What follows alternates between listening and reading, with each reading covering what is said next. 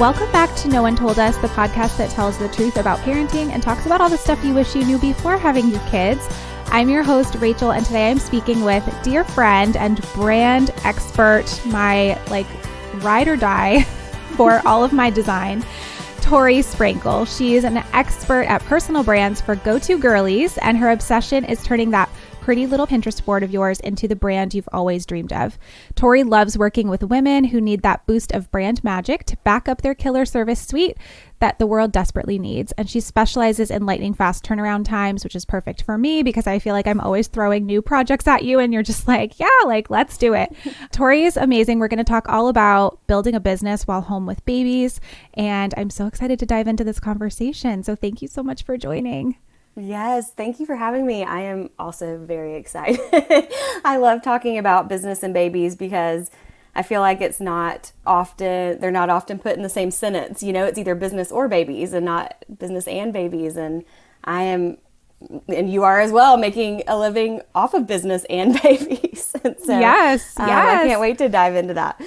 It's such a cool thing to talk about too, because there seems to be this divide, right? Where you're either a working mom or you're a stay-at-home mom. And I think there could be so much gray area there. And I think especially post-COVID, there is so much gray area where there's, moms who are the sole caretaker, but they're also working from home. And there's all these unique situations. So I'm excited to hear kind of your journey and your tips for really building a business from the ground up while having really little kids at home. So what's your background? What kind of got you into this space in the first place? Yeah, well, you mentioned COVID, so that is a part of the journey, of course, as is with all of us, I think, most of the time these days. But before that, so I worked in corporate as a creative director. I worked in specialty food package design. And so I worked with basically companies who private label for like Trader Joe's and Williams-Sonoma and some of those bigger specialty food companies. And so I was there before kids. I was really riding that career path. And of course would stress when I got pregnant and would think about, how do I pick up my kid at 2 p.m. from elementary school when I have to work till 5 or 6 o'clock? So it's that pressure of being a mom and having a career was even before the kid came, I was stressing about the duality of it. And so I stayed in corporate. I had my first child, Rowan. And I remember constantly being really upset taking her to childcare and then heading into the office. And it was just a really tough time. Your first child, having postpartum depression. I had a really traumatic birth experience that ended in a C-section and then breastfeeding issues. And I'll go into all of that because that is a part of my why now. But I had all of that happening and I was this cannot be it. This cannot be the rest of my life, working like this. I want more kids. How do people function like this when I knew kind of what the top of my career path was going to be as a creative director. And I was almost there before 30. And so it was just what do I do? What do I do next? And so I actually took an opportunity with my sister who is in the military. She was transferred to Hawaii as a nurse. And our babies were the same age. And I was I'm coming with, just so you know. Oh my God, the dream. And so we had zero plans except for that I was going to help her with childcare because it was year-long wait lists in Hawaii and it was just expensive. And so I was I'm just going to come with you. I'll pay, John could transfer his job. And so we went out there and again, zero plans. And my job said, nope, we're going to keep you on remotely. I would like to full benefits, full salary, everything stays the same. You're just living in Hawaii. And so I think, first of all, that was a testament to, okay, you do good work with good people and karma will continue to follow you. And so I did that for 2 years and then COVID happened and we were pregnant with number 2, Hazel. And so Perfect. It was just all these things happening at once. And because of COVID, my job essentially dissolved into a contractor with no guarantee of work, no benefits, nothing. And so I'm just okay, be adaptable. Let's figure this out. But of course I had that pity party moment where I had to sit and finally realize, okay, I cannot hop on Indeed again. I cannot go through another interview. I cannot sit in a cubicle again. I cannot do this. And so I sat, and I remember breastfeeding, or attempting to breastfeed Hazel at night with one hand and building a Squarespace website with the other hand. Like, I literally remember sitting on the couch doing this. And it was the wildest time, but I had so much drive. Like, I remember not feeling tired because I was just like, this feels so right. Like, I can't explain it. I don't know what it's going to look like, but I just need to follow it through. And not long after, we were introduced with our dear friend Kara Ann. And it was, I don't know, it just like, it kind of showed me this whole Instagram world that I didn't know existed, of moms running businesses online. And I was like, I didn't even know this was a thing and that people needed support in this way. And I could find people who were actually like trying to do the same thing I'm doing. So it was great that this like structure already existed in this world, and I wasn't trying to like figure out this like digital space without other people. But it kind of was just like, okay, this is my community. This is where we are. Like, and so that's where the mom space kind of like picked up. And I kind of rejected it at first. And that's a part of the story with the group program I do now, is it was really, I wanted to like get away from the whole mom side of my life and like have it separated so much that it felt like this was business Tori and this was mom Tori. And so I rejected the motherhood side, like the clients that would come in, for a while, because it felt like I was just turning into mom Tori everywhere I was in my life. And now I realize like all of these moms running businesses like really struggle with separating that, but also being true to themselves without kids. And so anyway, it's just like this whole journey of like reading the audience, listening to what people are saying, and totally listening to myself and like what I need as a mom and a human, because we're all like living the same journey together at the same time, really. Yeah. So we initially got connected because Kara Ann, who I had met with just the Instagram boom of like all these mom creator things, and we went through the same sleep course and stuff like that, and she was like, oh, you should enter this giveaway that my friend is doing. And you were doing a giveaway for like a mini brand kit or something, and I had done nothing professional at that point. And I won, and that was how we started working together. And you like did an amazing job on this little free giveaway brand kit, and I was like, okay, I need more. Like, please just take this and run with it. And that was how like my first real that feels round forever of branding ago. went. And I know. I mean, that was like 4 years ago. I guess not that long ago, but like feels like a different lifetime. Like and since then you've done like all of my web design, all of my rebrands, my podcast, my new Substack brand, like everything. And you're so talented. But it is funny that you said that, because obviously people ask me now all the time, who does your branding? Who does your website? Like everybody wants to know. And I'm always sending them your way, of course. But I'm like, oh my God, Tori's going to get so sick of sleep consultant brands. Like all of these girls are going to her.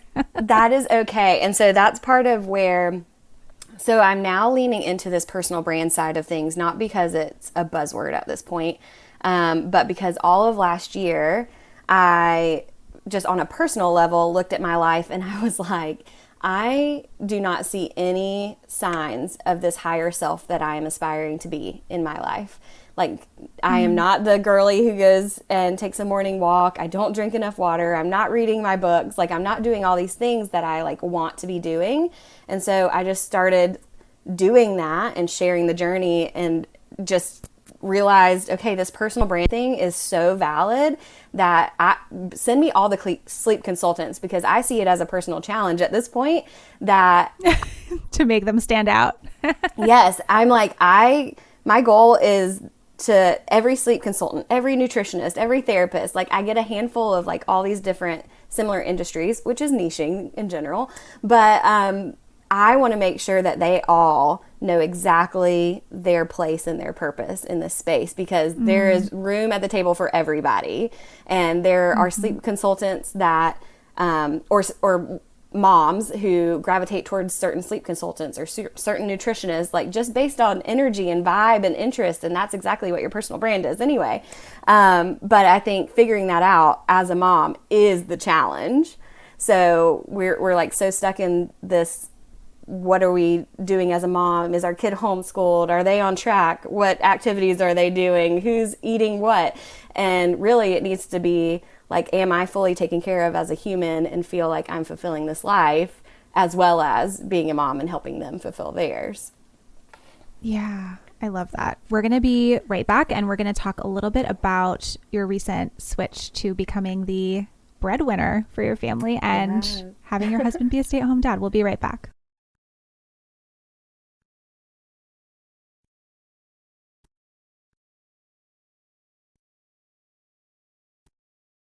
So before the break, Tori was talking a little bit about her background and what led you to this place, really, where now you're able to work kind of full time, I guess. And John recently stopped working and is home now with the girls, just like Marley, stay-at-home dads. We love to see it. Mm-hmm. What was the journey like for you guys to kind of come to that decision?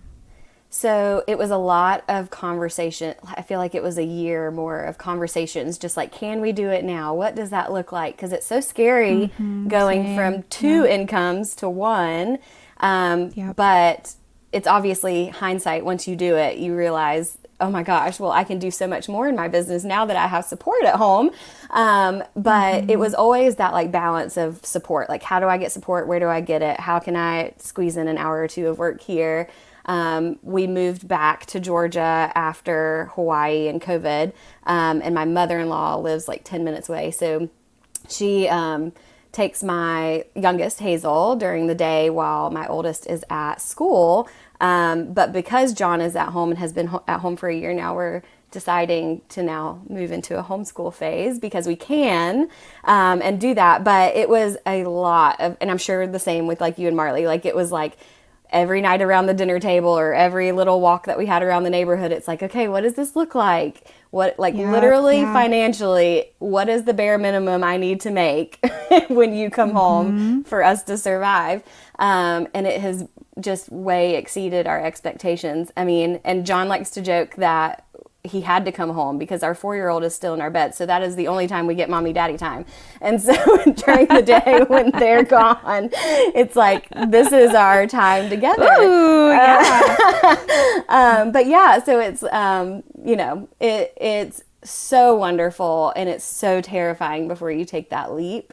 But I think having a partner who is not so gender role focused or has an ego about being the man and the breadwinner is key in that. Because we are a true partnership. Sure, he does dishes most of the time. He will do school pickup and drop off. But even just last night, so he does help me with some of the client work on, like we have some retainer clients. And so he will help me on like the back end side of things. And he was working on stuff last night as the kids were like getting ready for bed. And I was like, okay, I can do the dishes. Like I haven't done the dishes in months, but I guess I can do the dishes. He's working, and at that moment, it really clicked that like, okay, at this point, it feels like this partnership and it's not. You're a team. You're a team. And in the beginning of, I'm sure Marley coming home too, it was, how do I define these roles and whose job is whose, and how do I do it without making you feel like the housekeeper or like, like I don't want you to feel bad about whatever I'm asking you to do. Like I want you to feel fulfilled and have passion still and all of those things. But I think it just takes time, and so John being home for a year, now is the time we can talk about homeschool. It wasn't, week 1 when he got home. So it's just like, let's learn how to live in this space for a little bit before we like try something new. But yeah, that makes total sense. And I love hearing that because you guys, it's been a year for you. It's been about 6-7 months for us. And we're kind of like just starting to find a good groove now. It definitely took longer than we thought it would to settle in. You have more kids. I think a lot of that is just, we have one extra kid, but also it's funny because the days where he gets to just hang with her are like his favorite. He just absolutely loves, the days that he gets to ride around the city and take her to the parks and contact nap with her, and like he is absolutely loving that aspect. I think the part that's been hardest for us is like how to divide all the other stuff.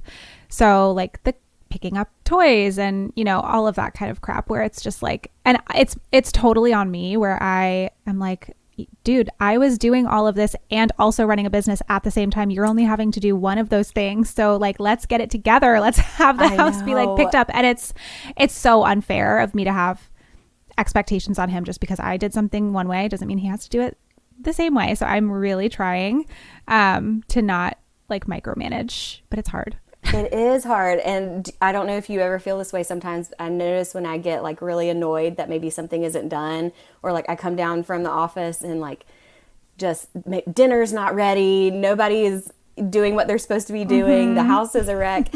And in that moment, I have to be like, okay, if I was the stay-at-home parent, would I want him like coming down and being angry at me?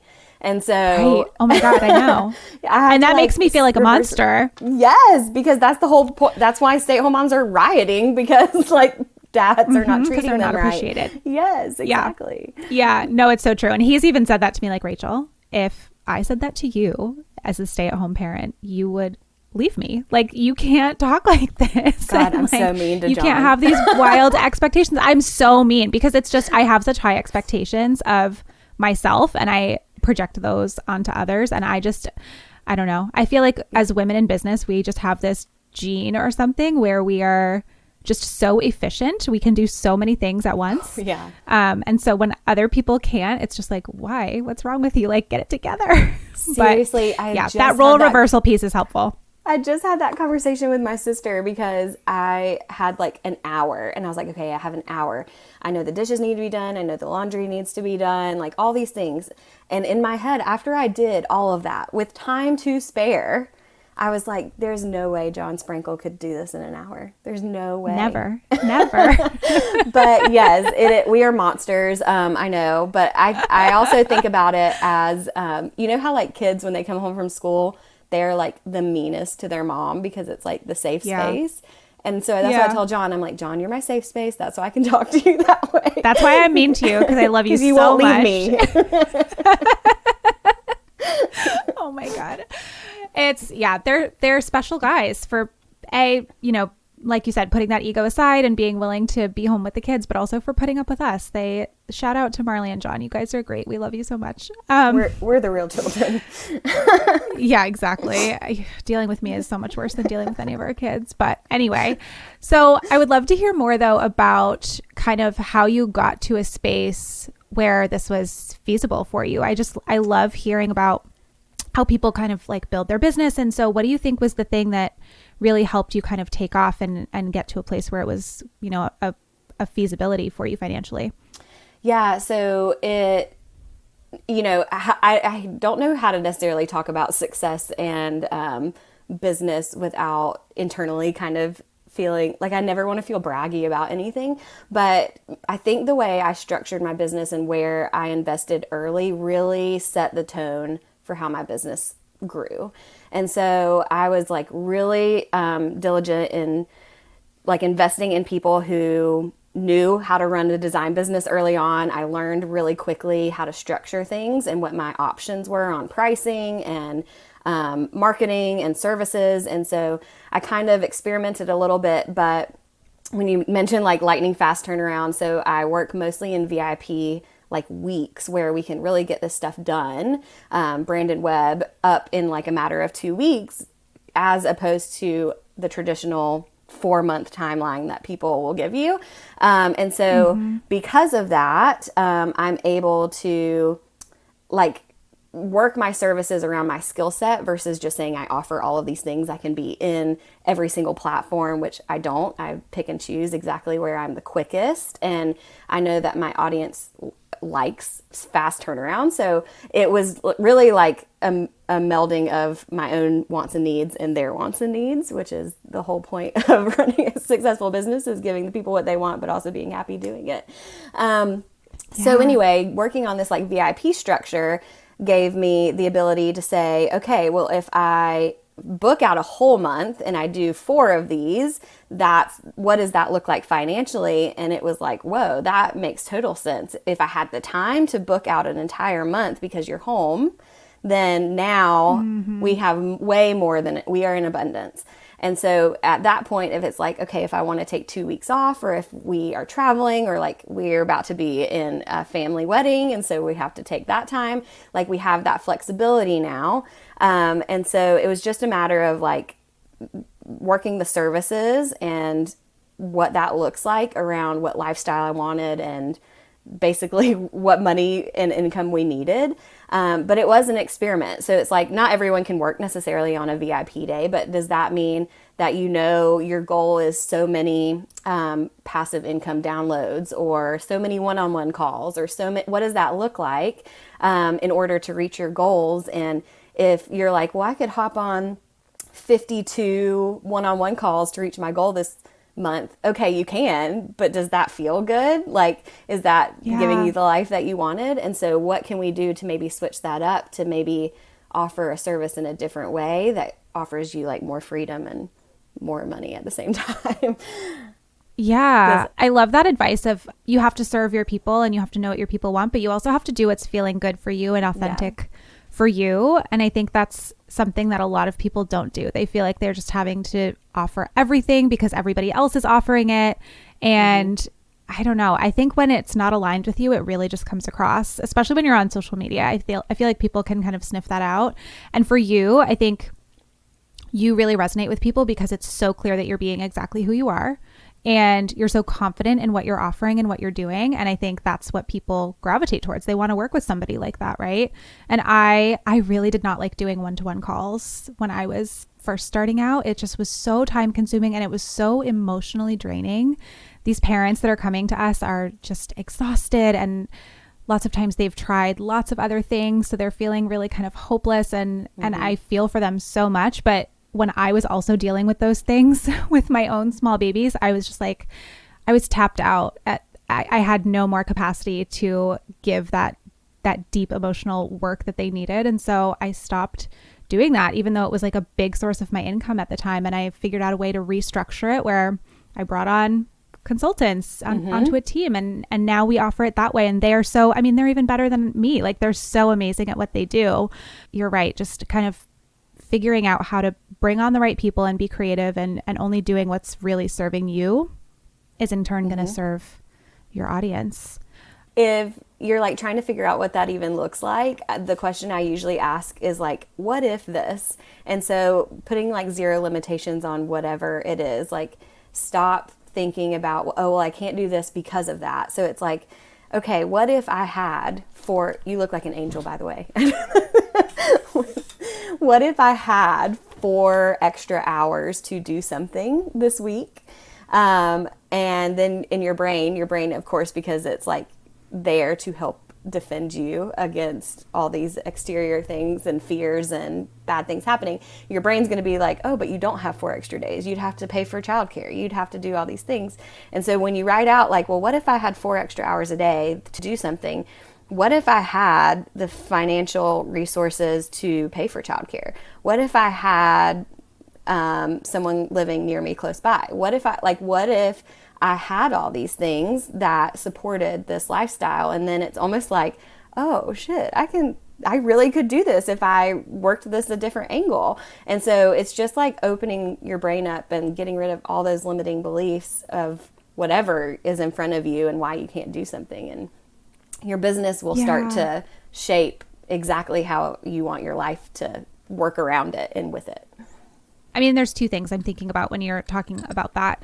One is that I think our mindset is so much more powerful than we want to give it credit for. And you're right. Like, we're always just thinking about that worst case scenario because that's to protect us, right? But if we can push through that and really work on our mindset, like my husband and I have always been opposites when it comes to money. Like, he is a very scarcity mindset where he's always worried about money, always freaking out that we don't have enough money, always freaking out about what we're going to pay, how we're going to pay for things. And I've been always the exact opposite, like not in a good way necessarily, but I'm always just like, the money will come, the money will be there. Like, we'll be fine. We'll figure it out.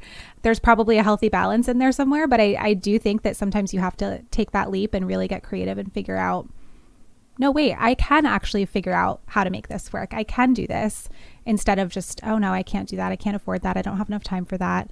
But the other piece that I was also thinking about is that there is an element of privilege to this, right? Like we have a support system. For example, my in-laws help us with lots of childcare, not so much anymore, but when the kids were littler and Marley was working, for sure. And so that definitely plays into it too. And I know you mentioned you have some support from your mother-in-law. So I do just also want to acknowledge that there is a level of privilege sometimes that comes in.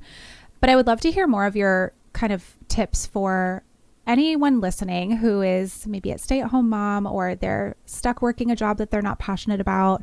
They want more time at home, or they just want to, you know, kind of see their passion come to life. What are some things that you would tell them about getting started and kind of getting past that belief that they can't do it, or they're not good enough, or they don't have the time? I think the term like messy action is probably overused, but it's really valid. And I think that's just a personality trait that I have as an eldest daughter, and like an Enneagram Same. 3 is it's like the how hard can it be gene.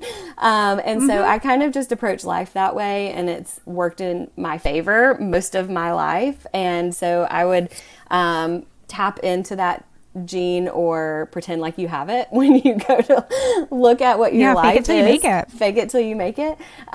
So that's one thing, is just go for it, even if you don't necessarily have every single thing figured out, and be adaptable. Like there is always another option. And again, a lot of times it's a better option than you could have anticipated.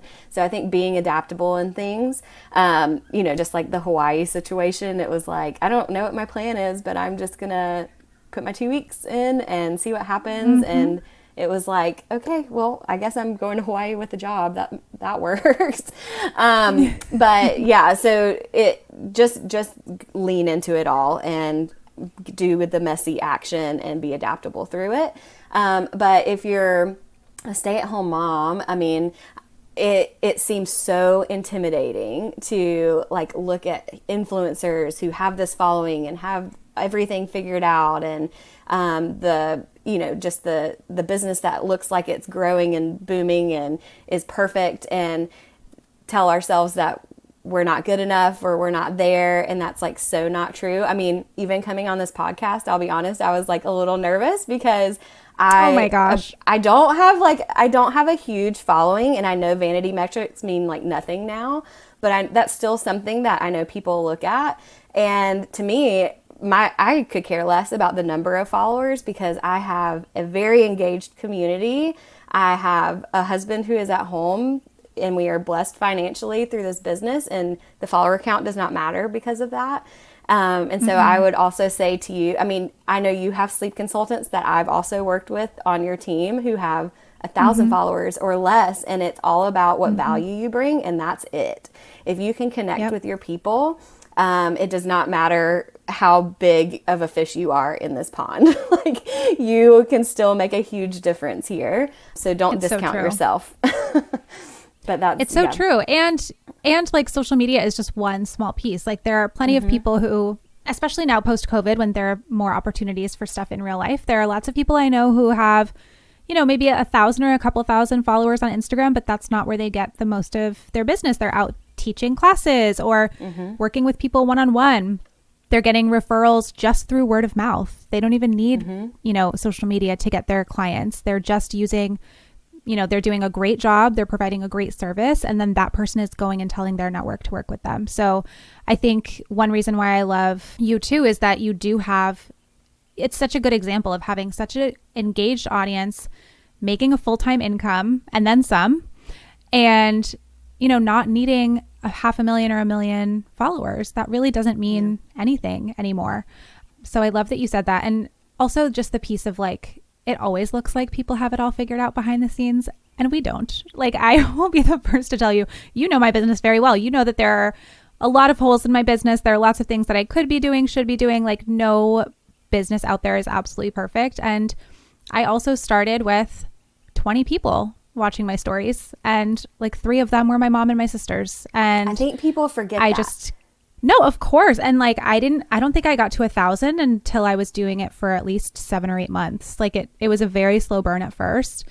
Even 1,000 probably seems like a lot and like super intimidating to some people, but you really do have to just start, and you have to show up every single day acting like there's thousands of people watching, and acting like you do have something important to say and you do have something that they need to hear. Someone painted the picture of like when you look at your story view numbers or whatever, and maybe it's 5 or maybe it's 20 or maybe it's 200, whatever it is. But it's like if you had a brick and mortar store and you had 5 or 20 or 200 people walk into your store and, you know, watch you talk about your business, or like that'd be huge. That would be so a lecture. So it's like, it seems like just this like blip on the radar because it's this little number in the bottom of our phone screen, but it's really a major impact. And think about your services. Back to services for 1 second. But if you only need a handful, 5 people to sign on as clients or work with you this month, and you have 5 people watching your stories, well, it looks like you have a perfect opportunity right there to book your month out. Mm-hmm. So it's like you really don't need as much as you think you need. Yeah. Oh my gosh. This is such a good way to think about it, because I think those numbers do get really discouraging for people sometimes. And it does feel like the markets, certain niches especially, are super saturated now. But like you said earlier, there really is room for everyone. And you have such a unique point of view. No matter what you're talking about, like nobody can say it like you. Nobody has your life experience. Nobody has, you know, the exact same words as you. So there really is room for everyone. We're going to take a quick break there. And when we come back, I would love to talk a little bit more about how you're doing as a working mom now and mom guilt. We'll be right back.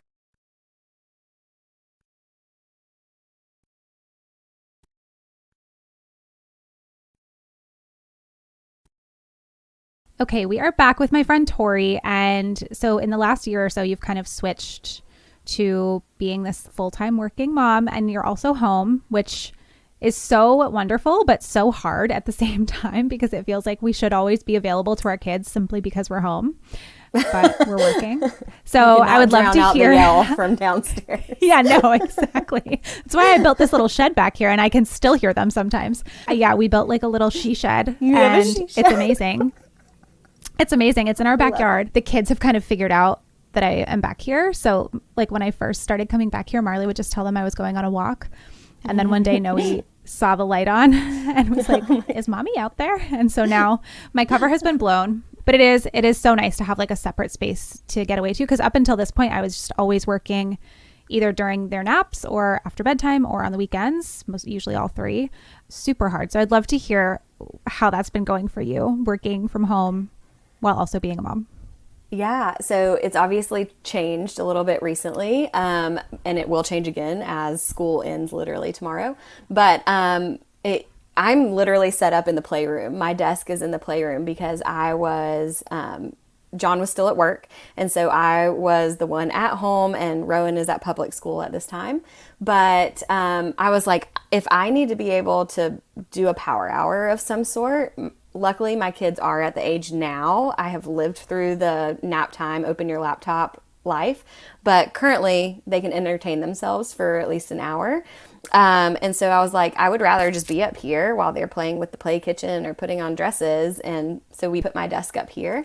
And I love it. Like, I love it. I feel like I'm still a part of the action. And honestly, I do not ever want to hide work from them. I want them to see, especially because it's 2 girls, like I want them to see that exactly what our business looks like, that they can do this too if they want to. They are not stuck in any career path. They are not stuck in any gender role.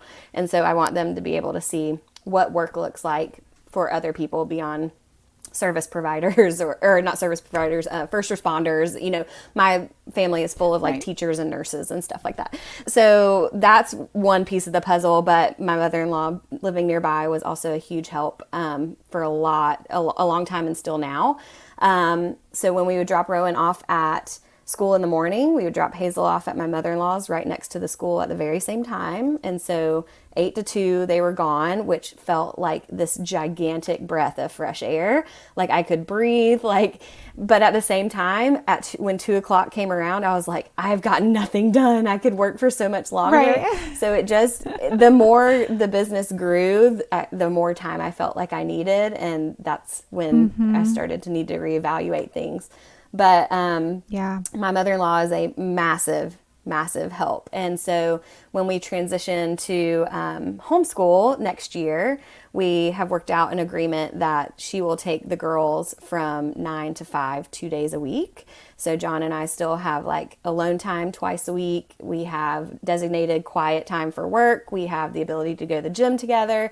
That's a value that we hold. And so we will, if my mother-in-law was not here, we would find some way to make extra money to pay for someone to help us in that scenario. Because I feel like having time to ourselves is just totally needed. And the mom guilt was totally there. Like it was when we lived with my mother-in-law, when we moved from Hawaii, because that was when the housing market totally exploded and there were 0 houses on Zillow. So we moved here with the whole intention of buying a house pretty quickly and moving in. We were with my mother-in-law for over 9 months.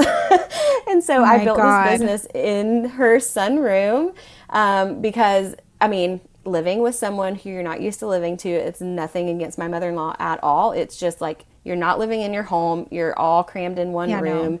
It's just not comfortable. And so I escaped to the sunroom and built this business. So I am thankful for it in that regard. But I remember waking up. Hazel was not even 1 yet.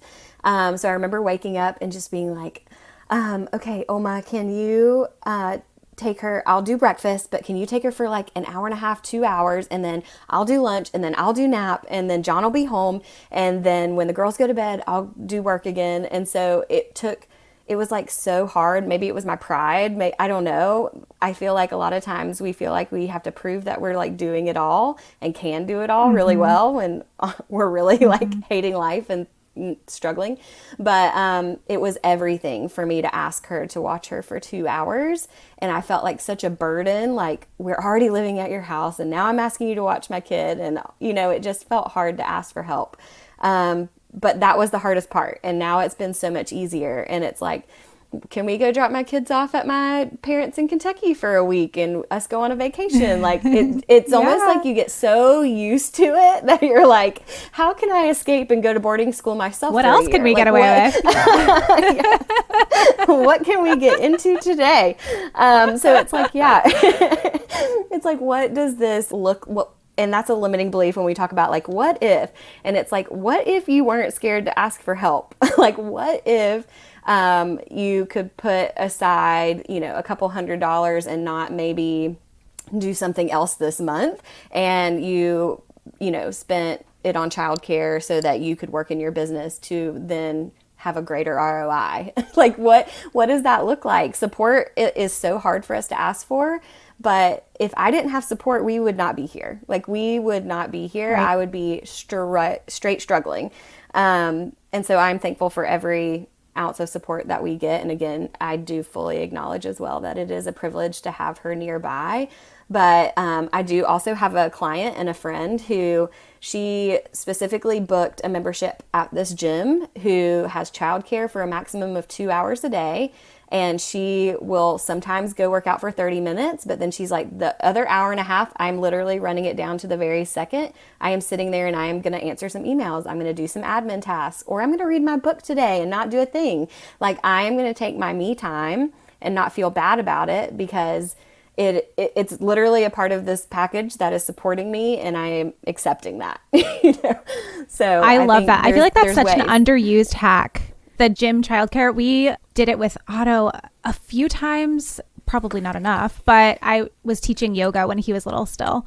And so we would go to the gym. Marley would come to my yoga class. I would teach, and then we would like shower and just like chill for a minute while he was get everything done in the gym childcare. Yeah. And like, Noe was a COVID baby, so we didn't have that option with her, and she was definitely more attached. I don't know that we would have been able to just like drop her somewhere new. I think it's, all this stuff totally depends on your family and the temperaments of your kids and stuff. But if your kid is cool with something like that, use it. Like use whatever you have available to you. And like you said, don't be afraid to ask for help. My husband still gets on me about that. Like he will have no problem going to drop the kids at his mom's or asking her to come over and watch the baby so he can go to the gym. I would have never done that. Like my mother-in-law also is 10 minutes away, and so is my father-in-law and my brother-in-law. And like we have tons of support, and it's still so hard for me to ask. I feel guilty. I feel like when I'm not working, I should be with the kids.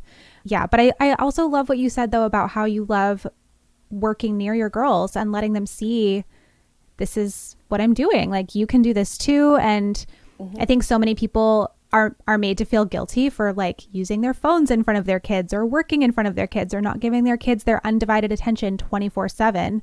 And they feel guilty for that. But really you're kind of giving them this gift of like, no, look what you can do. This is amazing. I love that. Yeah. And the reframe here too, whether you're a homeschool parent or not, like we are going to take this as an opportunity to use this as business class essentially for Rowan. So this will be business class.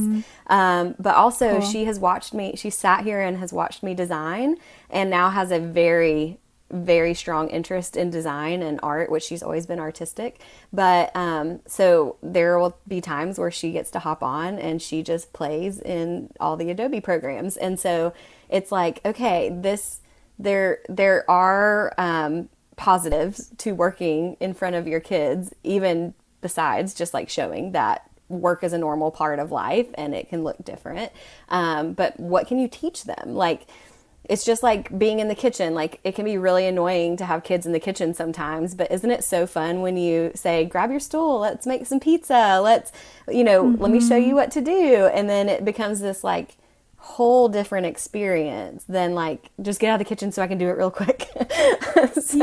How can we take them like along for the ride? And maybe that's also your childcare. Like if you are separating work and being with the kids, like work and being a mom, what does it look like to put them together? Like, could you work at the dining room table while they do magnetiles in the floor or build a fort or do chalk outside? Like, what work can look different and it's okay. Yeah, 100%. I mean, like you were talking about at the beginning, I built my entire business while my baby slept on top of me, like the entire thing. Marley has so many photos of me like going through my certification course, like being on Zoom with her strapped to my chest or, working on my phone or computer and doing all of my stories, creating all of my posts with one hand because she was sleeping on me and like nursing on the other side. Like it's definitely not easy. I don't think either of us would say that it is an easy thing to do, and it's definitely not for everybody, but it is possible if it's something you're super, super passionate about too. Like I am so passionate about this that it doesn't even feel like work to me most of the time. No, and I think that really helps too. I love it. And I think that's the thing. If it feels too hard, something needs to change in your business as you're growing it. Like you will have tough times, obviously, like growing pains, but if it feels hard and you're not enjoying something needs to change for sure. Yeah, 100%. Tori, this has been such a fun convo. I love getting to talk to you in person. We are so connected on Instagram that whenever we get to chat, it's just so fun. I really appreciate you taking the time to be here today. I really hope and I think that you will inspire so many other people that are listening, whether you are already a business owner or you're just kind of getting started or you're wanting to get started. I think you gave so many great nuggets of advice. So I hope people will hop over and follow you because you do the branding and the design, but you also talk so much about this, like about how to build your brand, how to reach your people, how to show up on social media. Like you talk about all of this stuff. So I think you're such an amazing person to follow if people are interested in stuff like this and just showing the behind the scenes of working from home with kids. I also love that. So where can people find you? Where can people find your resources and where can they follow you? Yes, at Tori Sprankel on Instagram or torisprankel.com. And that is a really hard last name to spell. So I'm sure it will be in the show notes. But it will. I promise I'll link everything. I joke that you can choose who you fall in love with, but you cannot choose your last name. So that is where you can find me. And I love a voice memo on Instagram. So please hit me up there. Again, I just love connecting with the community. And that is a huge thing. I look at every single DM. I write back and every comment. So I really appreciate any connection. So awesome. Thank you so much for being such a great support for women and for moms. We love you. Have a great rest of your day. Yes, you're welcome. Thank you.